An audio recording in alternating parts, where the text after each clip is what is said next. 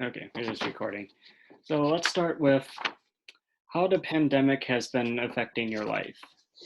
Actually, before we do that, why don't we do, can you just state what your name is and what your title and office is? Okay. My name is Jeff DeGrave. I am the Intercultural Immersions Coordinator, as well as a senior lecturer in geography and anthropology and Latin American studies.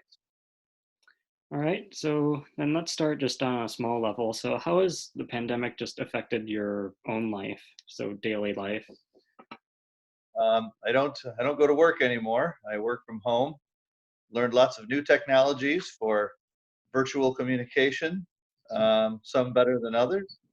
I don't see people anymore other than in a virtual setting, so it's sort of strange to not have person-to-person contact other with my wife and dog. Um, it also affected my work that we had to cancel all of our spring and summer immersion programs. Hopefully, we'll get a few more in the winter. We'll see how that goes. But those are probably the biggest um, changes since the COVID-19 broke. So what is it like for you and your colleagues to work from home?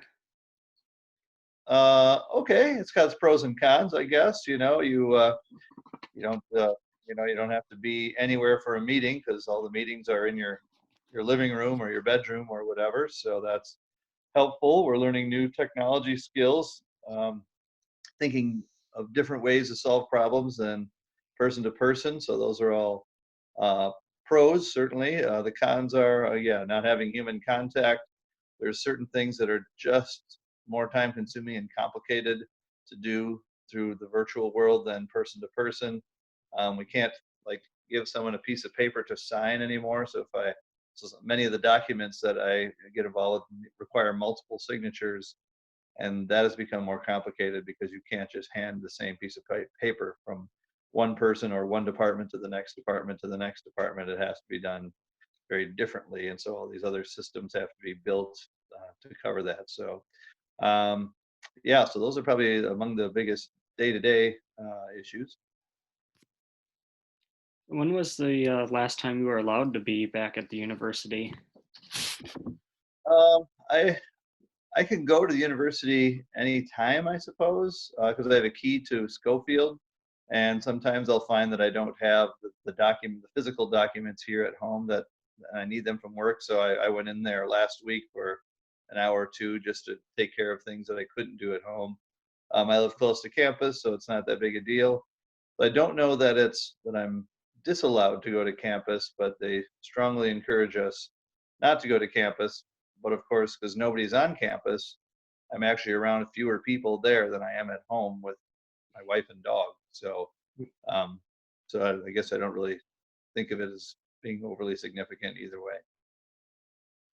Oh, just to ask about the community in general, like how is it just to live in Eau Claire right now? It's quiet. Not a lot to do.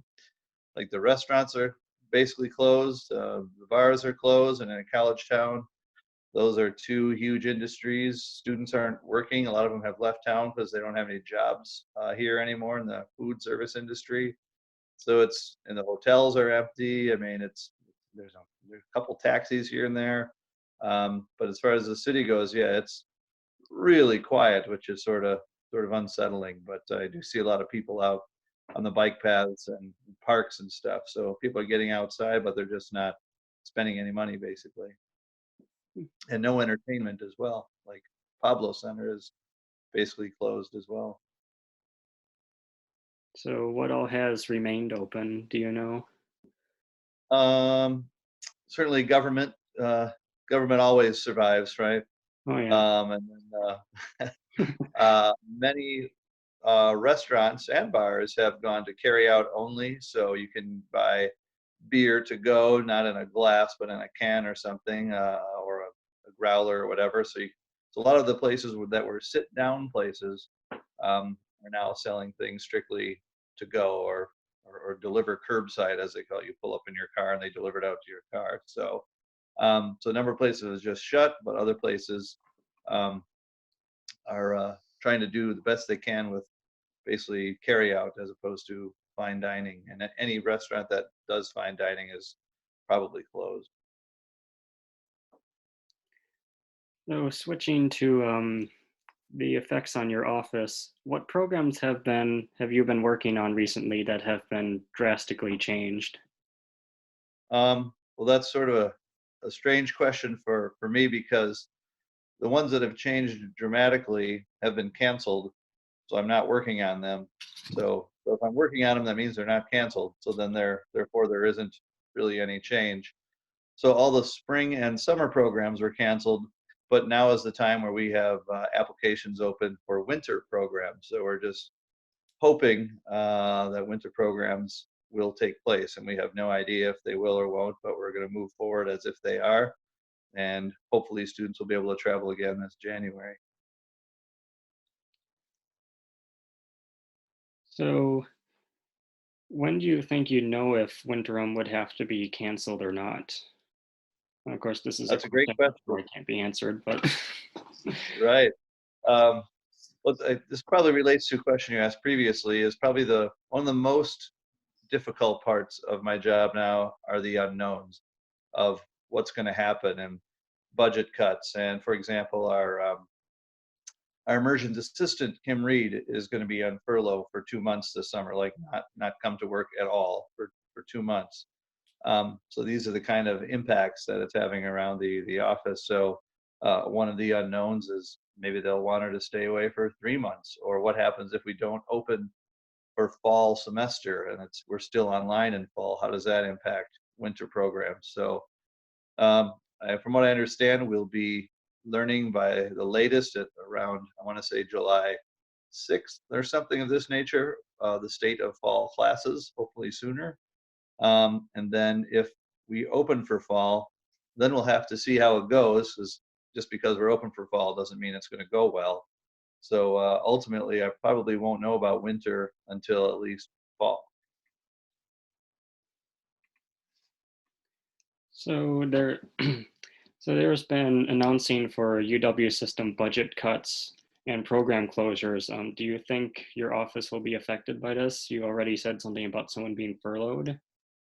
Yeah, so we've already had, well, there's two of us in the office, so half of our office has disappeared in theory.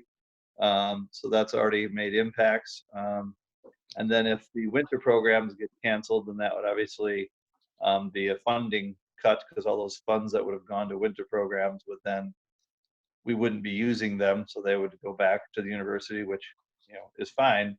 Other than I hope we don't have to cancel those programs. So yeah, so we're down to one person in the office now, and we have mysteries lurking as to what will happen in the winter and sooner. Because if more budget cuts are coming, then how might that affect me being the last person in the office? So let's almost go back a step and just say, what were the spring and summer programs that your office usually does that have been canceled? There were about 25 of them. Okay. Would you like that list? Maybe just some highlights if you don't want to say the entire list. Okay.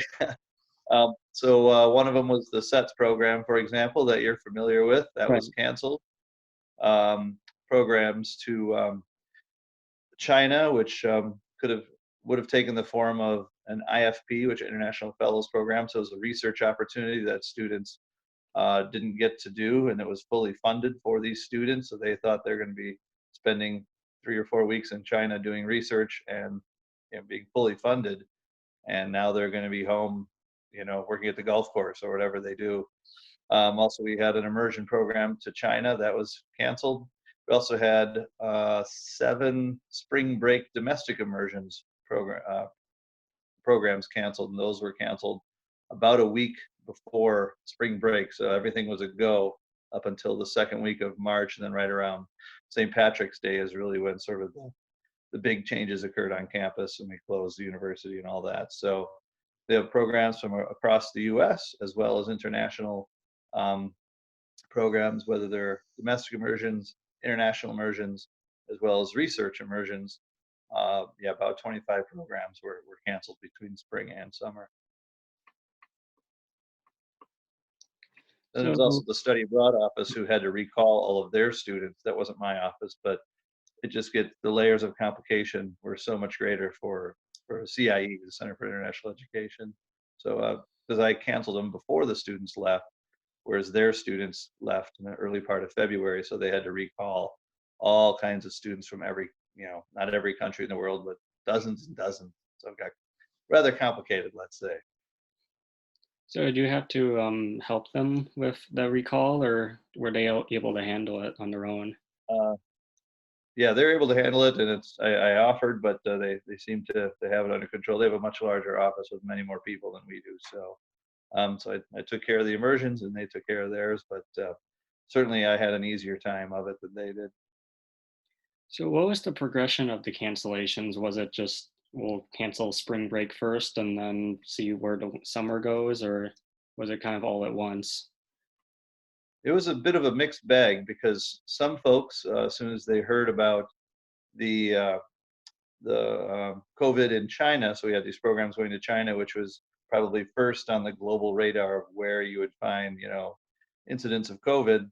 That China made their own rules that said we are not allowing anyone from the United States to come here unless they're in quarantine for 14 days, and then we, the United States, said we're not allowing anybody to leave the U.S. to go to China. So if the two governments say no one's coming, then our programs are ultimately going to be canceled. So that was sort of the first wave of the dominoes to fall. All programs to China were canceled. And then ultimately, the coronavirus spread, went to Italy. We had a program in Italy. We had to cancel that one. And then Germany came, and so on and so on. And so it was sort of gradual for a while. We were hoping in South America, where it was a little bit later to make its appearance, the COVID, that we could maybe sneak in a program to Argentina or to Finland and Estonia, which were very low and still are relatively low on the in terms of the number of cases. But eventually, it just became we can't. We just the numbers are too high. We've canceled all these other programs, and there's only like 3 left. And then, of course, what about students who want to travel? Let's say you go in the Finland program, and you want to travel to Italy after the program. How could we ensure the safety of students once the program is over? They certainly didn't want them to go to Italy and say, "How come you let me go to Europe?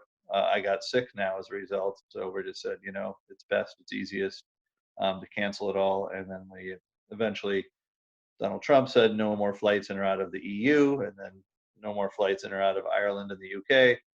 And that pretty well sealed the deal. So we were following the direction of our national government, state government, the university system, as well as UW-Eau Claire. So it was quite a changing set of rules every single day, depending on who was speaking from which perspective. So let's move on to just the reactions to what your office has done. What has been the reaction of students to your cancellations and to, yeah, let's go with that, and then I'll ask the second question. Okay, most of it's just disappointment. And by the time most of the programs were canceled, um, students were already very, very, very aware of what was going on in the world. So when the China programs were canceled, students were quite aware of what was already going on in China. So most of them are like, "Oh, I figured this was coming," and sure enough, where everybody was hopeful that that would resolve itself and that would be the end of the story. Um, like some previous disease we've had of West Nile or whatever, they kind of come and go, whereas this one stuck around, and not only that, it started to spread. So I didn't really have any. I don't think I had one student that emailed me and said, "I can't believe you're canceling my program, blah blah blah." I did have a number of students that say, "I've talked to my folks, and they don't want me to go, and I need to withdraw." And we said, "Perfectly fine. That makes 100% total sense, and you will receive 100% refund of the fees you paid, because we don't want to put any student in jeopardy." So I had 0 students. Of course, faculty were probably the most disappointed, particularly spring break when it was a week before those programs were supposed to go, and the COVID hadn't really hit the U.S. hard, at least not where most of these programs are going. They're like, maybe we can sneak it in just next week? Like, not going to happen. So it was more the faculty members being disappointed, particularly with the spring break programs, and particularly with it, us canceling them basically 1 week before those programs were ready to go. Yeah, because there is at least one spring break program, the Civil Rights Pilgrimage, going down to the south. So why Yep. were programs like that canceled at that point? Basically, because it, partly a lot of the partners did not want to participate in the potential spread of disease. Like if we have students coming from the north and they're in the south, they were some partners saying this is too high of a risk and we're going to have to cancel our share of the duty. So a lot of programs weren't canceled because of us, but we canceled them as a result of our partners saying we can't do this, and so ultimately we had to react to them. So it was a very quickly moving set of circumstances that were changing all the time of who's going to cancel, what sort of entity or organization is going to say, we just can't do it. You don't have to cancel your program, but you can't do it with us because we were afraid of the coronavirus, which is again totally understandable. So a lot of it, our cancellation was mostly reactive to what the world around us was telling us, basically. So the second part to my original question is, what is the reaction to students about the future? So applying to winterim and next year. Yeah, I mean, I haven't had too many personal conversations with students, partly because we're all in the virtual world, so nobody can just sort of, um, spontaneously stop in the office and ask me about programs. I'll get an email or so. But in terms of the number of students who have signed up for a winter immersion program, is no different, perhaps even higher than what we normally get. So I guess you could look at it two ways. This is my opinion, and maybe I'm wrong. One is people have got cabin fever because they've been cooped up in their house for so long, they're just ready to go anywhere at this point. Or on the other hand, people could be afraid because, oh, who knows if the coronavirus will still be lurking about the world by January. But it seems whatever the balance between those two has had zero impact so far on number of students who have registered for winter program.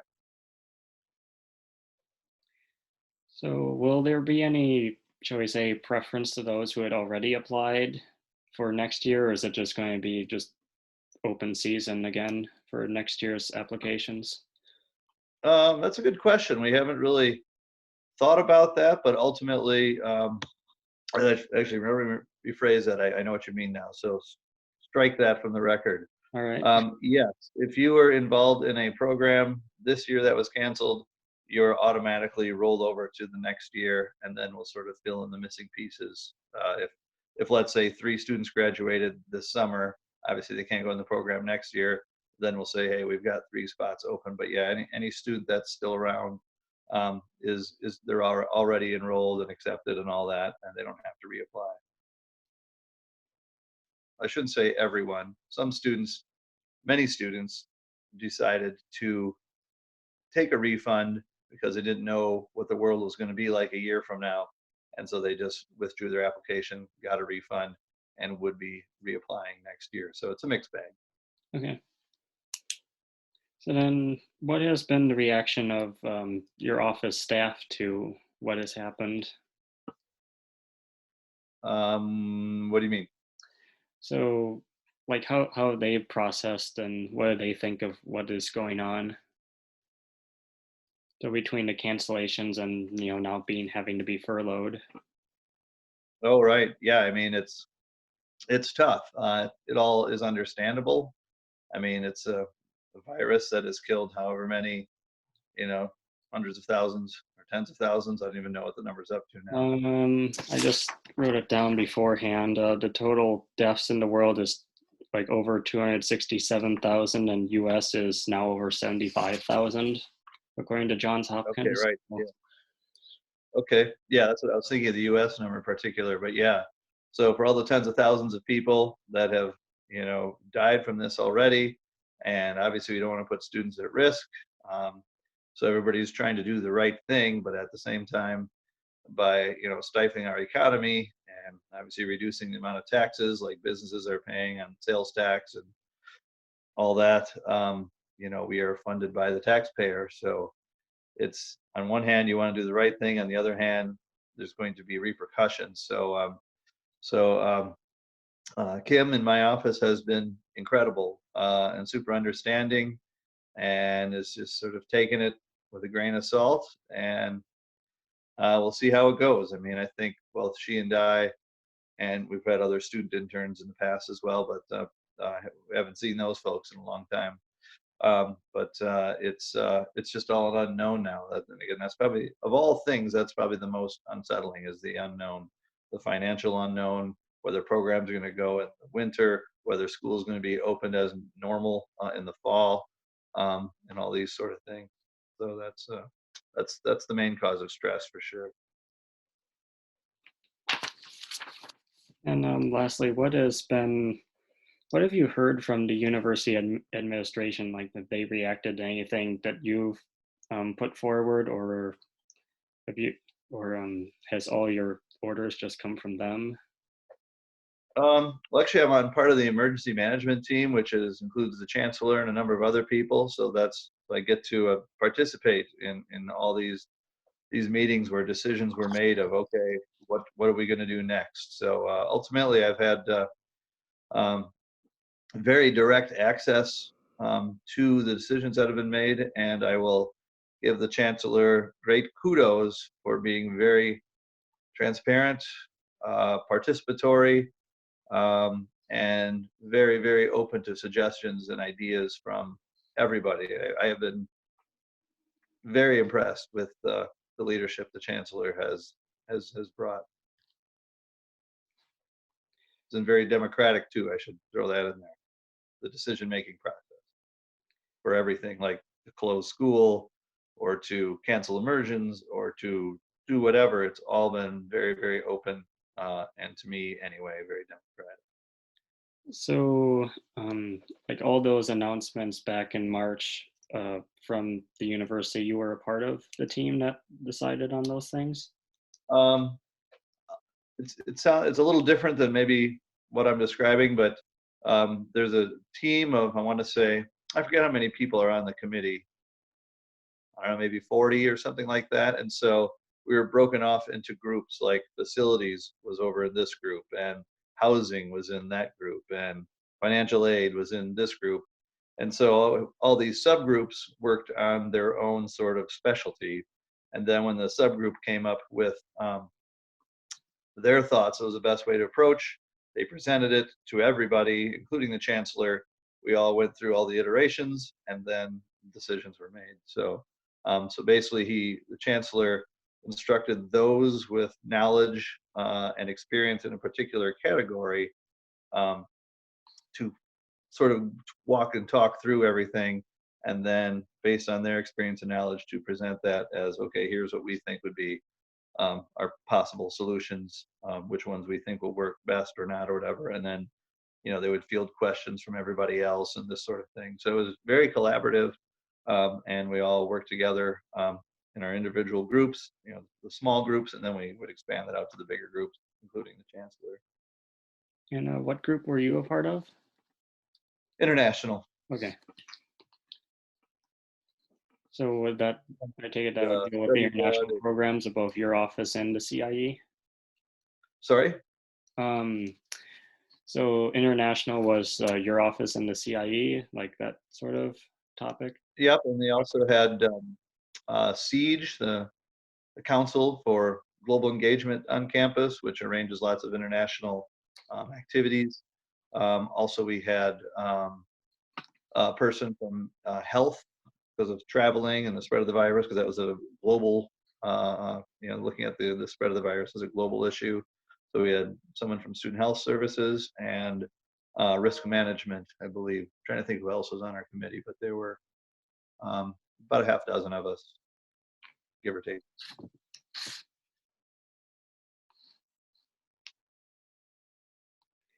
Okay, so now we can just move on to more personal thoughts. So with your experience and background, what is your perspective of the COVID-19 pandemic? It's welcome to globalization. I guess is one way to think about it. That we often, we meaning people in the United States, historically speaking, we like to think of ourselves as being away from the rest of the world, isolationism, because we have these two oceans on either side of us.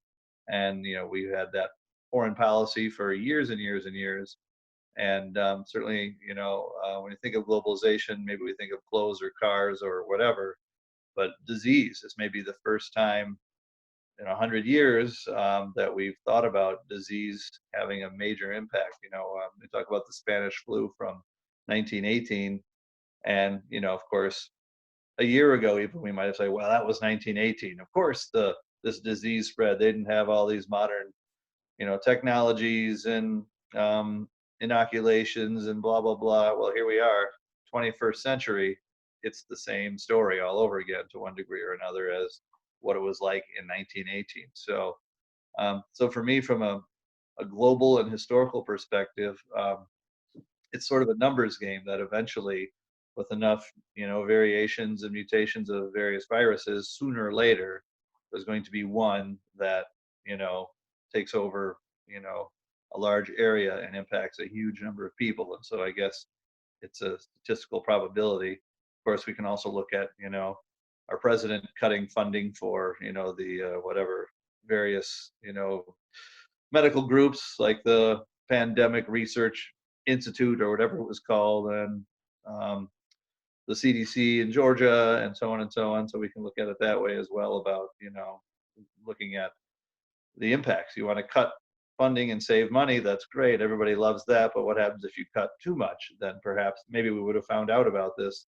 beforehand, and it wouldn't have happened. So I can't say there's a cause and effect by any means, but certainly does raise the question of what would have happened had we had the proper funding or more funding put into these other organizations whose job it is to be aware of these things and make the proper corrective action. Was it coincidence that we defunded these organizations and then we happen to have an pandemic shortly thereafter? So a lot of interesting political, spatial, and historical questions that sort of, maybe make us more humble, thinking that it's 21st century, nothing like the 1918 flu could ever happen again, and here we are across the globe.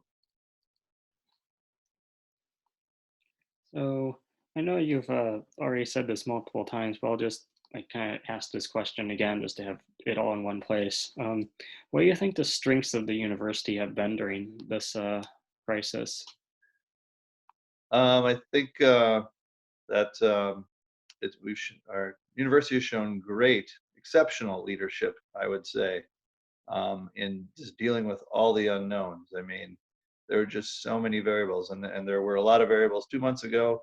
There's still so many variables right now.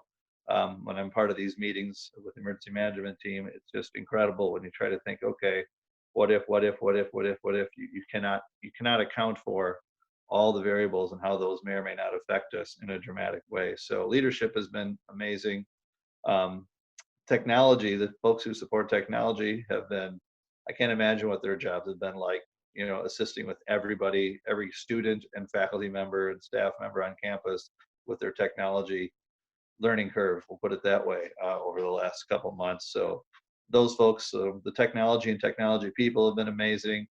Um, of course, the students have been amazing and adaptable. I can't even imagine what it's like for someone like yourself to having to switch gears in the middle of the semester to this wacky new online final semester. So the students have been amazing and very understanding, it seems. The faculty have done a great job of shifting their courses in the middle of the semester. So I would say the flexibility that everybody has shown and the understanding that this is nobody's fault as far as we know.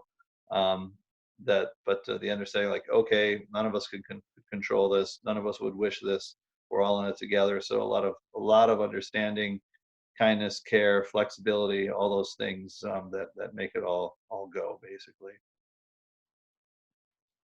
So do you think there is any mistakes the university has made over the last few months? I'm sure there are, and they would probably, say, yeah, we made a few mistakes, but there's nothing that really sticks out in my mind that says you really screwed up this time, university. I will say, based on today's news, what's going on with the why can't I think of it? The president of the UW system. Is that what he is, the president? Are you talking about Cross, that his statement Yes. got in the news? Okay, I'm not sure what his position is, but yes, I did see Okay. that. He is the grand poobah of UW system. He's like the president of the whole statewide UW system.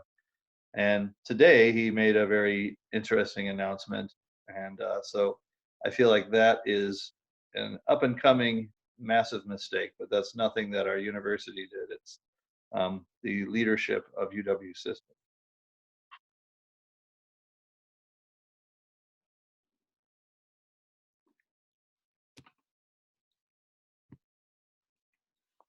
Okay, yes, it is UW System President Cross.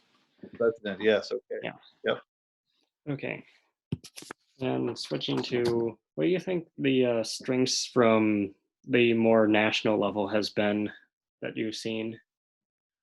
I think I've seen the strength more in individuals than like on a federal level, let's just say, and on state level as well. Like the governor of Michigan, I can't remember her name, but she's been amazing. Even Tony Evers in Wisconsin has been amazing. The governor of Minnesota has been amazing, which maybe is how it should go, that smaller regions and areas should have control over what they think is best for their situation. I mean, like the state of Illinois is interesting because if you make statewide rules, you know, the situation in Chicago is chaos. At least it has been until recently. Whereas the rest of the state, because it's not so densely populated, very much like Eau Claire, we haven't had any major issues because we have a lot of the ratio of number of hospitals and doctors and medical facilities to the number of people that live in Eau Claire County is very high relative to any major big city like Detroit or Philadelphia or Chicago or Milwaukee, where they have lots of people and their ability to get seen or treated by a medical person is limited. So I think having a global perspective, but having a more sort of regionally or locally focused approach is a good thing. So federal, I think it was great that there was the federal emergency funding for that would help students and help universities and all that. That was fantastic. However, I will question a lot of the other sort of assessments, judgments, and claim by our federal government about the COVID virus that have been never scientifically proven, let's just say. You mentioned the federal funding for students. Do you know much about that and its effect on That's students? emergency funding for students. If just for whatever reason you are you have no money, a lot of it may relate to you don't know you no longer have the support of your parents or a job or whatever. That money has been made available for students by the federal government. It doesn't go for to make classes cheaper. It just goes straight to the students. It's just cash. You don't have to pay it back. It's just aid. And so I forget what the chancellor said the other day, but a significant number of students have received some form of aid. Don't quote me on this, even though I know you're quoting me on this, but it's somewhere around, I think, 1,500 UW Claire students have already received and or applied for their aid, but you'll have to ask somebody else about that. But something like that. Okay. I don't think, at least for students, that number has been published yet, but That could be. This um, is the CARES Act. Are you right. familiar with that one? Yeah, I think in our last email we got just today, it said more than $3.5 million in money has been allocated, Yep. There you go. That's it. available to So, UW Eau Claire students. yep. And so a good amount of students have applied for that, and I think many have received already, but I can't verify that either. All right. So then what do you think the weaknesses of the federal government and the state government has been during this crisis? The federal government, there's been a lot of um, misinformation and information that has not been scientifically supported. perhaps information that's been released for political interests. There's been decisions made, and then those decisions were countered the next day. I think just today, our president said he wasn't going to dissolve the COVID task force, and yesterday he said he would. I'm not saying he should have stuck with the dissolve it, but this is a good example of problematic leadership at a high level. And most of those cases are pretty well documented. We sort of know how that goes.